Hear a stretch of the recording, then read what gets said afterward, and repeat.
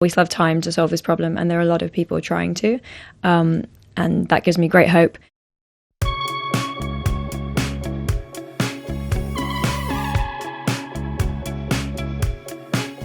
I suffered a lot of eco-anxiety before and got myself really freaked out.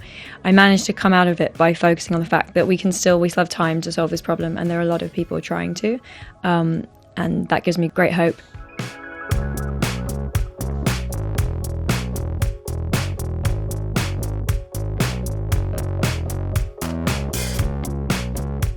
Feeling slightly anxious about it since I was a teenager, because you just start you're like, hold on a second, this is our only planet, and people don't seem to be taking this issue very seriously. We've been having a big conversation about, reading the science gives you anxiety, therefore should we not be communicating the science? No, we certainly should, hopeful. but then it's agree. like turning the anxiety into action. There you go. Into something else. Lean into the anxiety, transform it into action, and give yourself a whole helping of hope. It's the only way. And imagine, my daughter's 4, and I'm just thinking, imagine if we get to a space where when she's my age, we've kind of solved it and this problem's gone away. Wouldn't that be amazing? I know. And we got that one.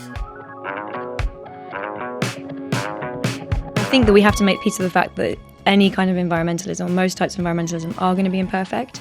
And then it's about, how much hypocrisy is too much hypocrisy, how much imperfection is too much imperfection. And I think giving ourselves and each other an easier time on this journey of trying to do our best without really berating ourselves, because I've been in a position where I'm berating myself and feeling really awful and guilty. But that's how you answer to the critics?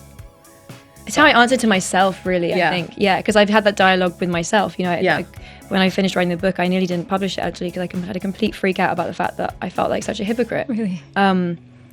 But where do you draw the line? I do the best I can across the, many different ways, but I'm not going to be perfect. And I think I've had to make my own peace with that. That's a very inclusive message, though, isn't it? The idea of the sort of guiltily imperfect environmentalist, because everyone can kind of get on board with that. We're all part of the system, is the reality, and the system makes it really, really, really hard. I'm not trying to blame a person out there. I don't think the system is some evil thing outside of ourselves, but we're all part of an industrial system that really makes it hard to be perfect. It makes it hard to be good, let alone perfect. Yeah. The flying is much cheaper than trains quite often, unfortunately. If you want to buy a cheaply made t-shirt, you can, and if you want to buy a sustainable, fair trade, ethical one, it's probably going to cost a bit more and be a bit harder to find. Until the political system changes, that's the reality that we're dealing with.